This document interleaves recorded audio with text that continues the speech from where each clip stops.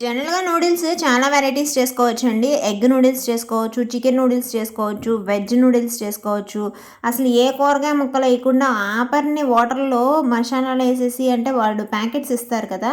Noodles packets, masala packets అవేసేసి డైరెక్ట్‌గా noodles ఏసేసి boil జేసి ఆపర్ని తినేయొచ్చు. చాలామంది అంతే తింటారు. అయితే ఇక్కడ ఒక సీక్రెట్ ఇంగ్రీడియెంట్ యాడ్ చేశాను. చూసే మీకు, వేసిన నాకు తప్పితే ఎవ్వరికీ తెలీదనమాట.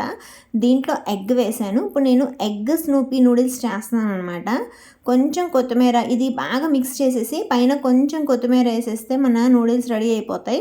అయితే ఇట్లా వాటరీగానే తింటే చాలా బావుంటుందండి. ఇది వర్షం పడేటప్పుడు గానీ, లేకపోతే గొంతు కొంచెం అనీజీగా ఉన్నప్పుడు, దగ్గు, జలుబు ఉన్నప్పుడు ఇది చాలా చాలా బావుంటది. అయితే గరం మసాలా ప్యాకెట్స్ వాళ్ళిచ్చేవి నేను 2 వేస్తాను. మనం ఇంట్లో చేసుకుంటాం గదా! బిర్యానీ మసాలా అది కొంచెం వేస్తాను. పైనుంచి ఇంక ఇట్లా జీడిపప్పులు, పల్లీలు అది నార్మలే గదా!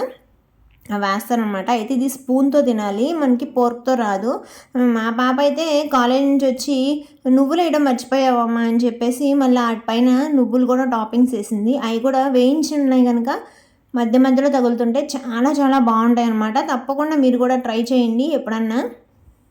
ఎగ్ అంటే ఇష్టం లేని పిల్లలకి ఇట్లా సీక్రెట్‌గా చేసి పెడితే తప్పకుండా తింటారండి. ఆ ఫ్లేవర్ అనేది మనకు తెలుస్తది. ప్రతి బైట్‌లో నువ్వులు, ఇంకా పల్లీలు లేదా జీడిపప్పు తగులుతూ ఉంటే సూపర్ అంటే సూపర్ ఉంది.